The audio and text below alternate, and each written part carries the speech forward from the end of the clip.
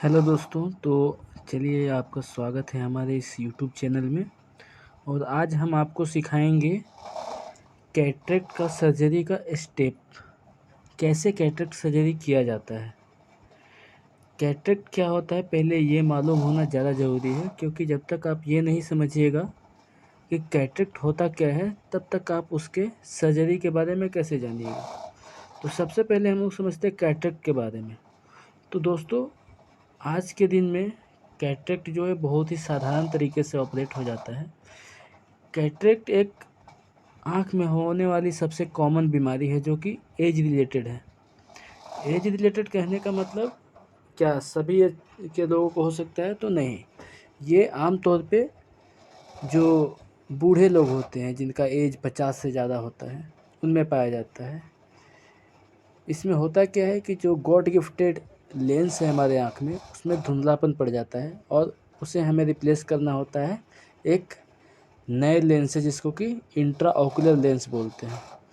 तो दोस्तों चलिए, हम ये वीडियो वाइवा प्रैक्टिकल के पर्पज़ से बना रहे हैं, इसलिए हम ज़्यादा देर नहीं करना चाहते। तो आते हैं स्टेप वाइज कैटरेक्ट सर्जरी का, देखते हैं कैसे कैसे स्टेप्स हैं।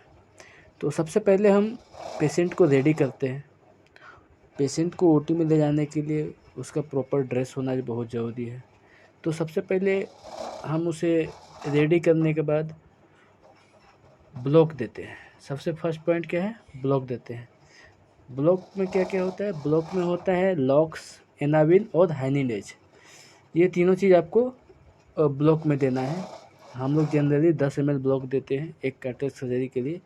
कहीं कहीं मतलब ट्रॉपिकल में भी हो जाता है, यानी ड्रॉप डाल के भी होता है। तो जनरली ब्लॉक से होता है। ब्लॉक कौन सा होता है? पेरी बल्बर ब्लॉक बोलते हैं उसको। इसके बारे में अगर आप लोग को जानना हो तो कमेंट में लिखिएगा, हम उसके लिए वीडियो अलग से बना देंगे। ब्लॉक देने के बाद हम लोग क्लीन करते हैं। क्लीन कैसे करेंगे? क्लीन करने के लिए हम लोग बीटाडीन और स्प्रिट का यूज करेंगे। पहले बीटाडीन से क्लीन करेंगे, उसके बाद इस स्प्रिट से ड्राई कर लेंगे, सुखा लेंगे अच्छे से पोंछ के। जब दोस्तों ड्राई हो जाता है उसके बाद हम लोग ड्रेप लगाते हैं। ड्रेप लगाते हैं ताकि आसपास का आँख का एरिया जो पूरी तरह से स्टाइल हो। और हम उसके बाद एस्पेकुलम लगाते हैं। पहले ड्रेप को कट करते हैं, उसके बाद एक्सपेकुलम फिक्स करते हैं। एस्पेकुलम लगाने का जो मुख्य कारण है, हमारे आँख के जो पल्पेब्रल फीचर है, अगर आप ऑप्टोमेट्री के स्टूडेंट हैं तो आपको पता होगा, तो वो हमें मिलता है देखने के लिए। बहुत बड़ा एरिया देता है स्पेकुलम, जिससे कि हम आसानी से सर्जरी को अटेम्प्ट कर सकें। तो जब हमने स्पेकुलम लगा लिया उसके बाद क्या करना है? हमें स्लाइन वॉश करना है, यानी आँख को अच्छे से स्लाइन वॉश कर लेना है, धो लेना है। उसके बाद हम लोग करते हैं क्रिसेंट यूज करते हैं। क्रिसेंट और टूथ फोर्सेप।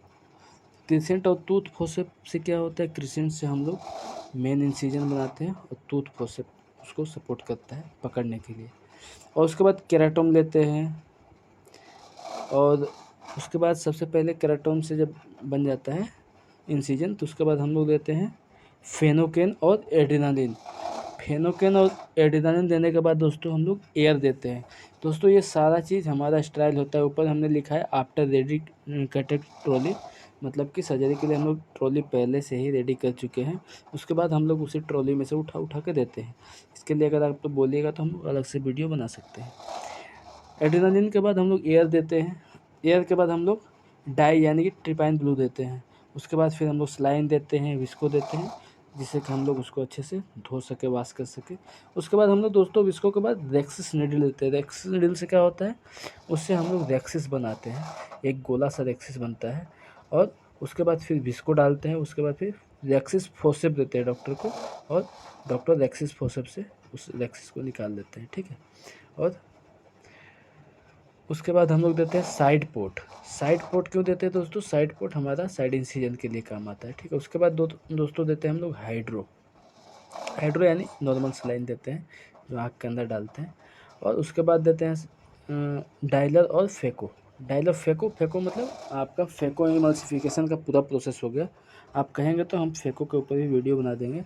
फेको इमल्सिफिकेशन में होता क्या है कि आपको मशीन से फेको आपको प्राइम करके आपको डॉक्टर को देना होता है, और डॉक्टर उसमें चॉप करते हैं, फेको को पूरी तरह से सक करते हैं, और उसके बाद डॉक्टर इरिगेशन एक्सप्रेशन करते हैं। इरिगेशन और एस्पिरेशन। उसके बाद हाइड्रो और विस्को, यानी कि नॉर्मल सलाइन और विस्को देते हैं, ठीक है। विस्को में सी छूट गया दोस्तों, देख लीजिएगा।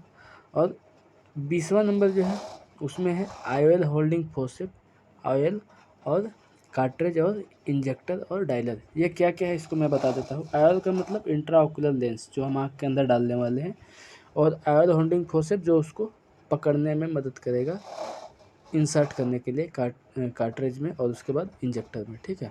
उसके बाद हम लोग जब कार्ट्रिज में इंसर्ट कर लेते हैं, उसके बाद इंजेक्टर की मदद से डायलर के सहारे हम लोग लेंस को इंसर्ट करते हैं। कहाँ? कैप्सुलर बैग में, ठीक है। कहाँ दोस्तों? कैप्सुलर बैग में, ठीक है, जो हमने जगह बनाया था।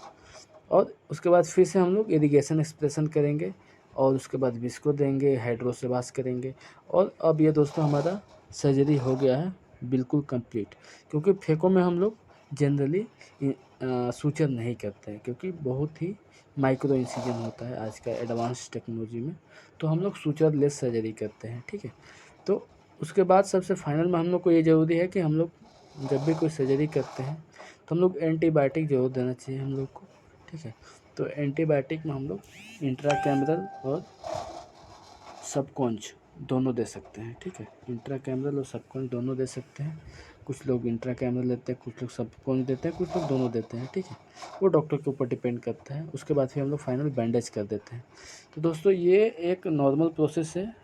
सारे डॉक्टर का अपना अलग अलग स्टेप होता है, जिनकी जैसी हैबिट है, जो अपना जिस तरह से वो अडॉप्ट कर लेते हैं उसी के अनुसार इसमें से माइनर चेंज होता है, बहुत ज़्यादा चेंज नहीं होता है।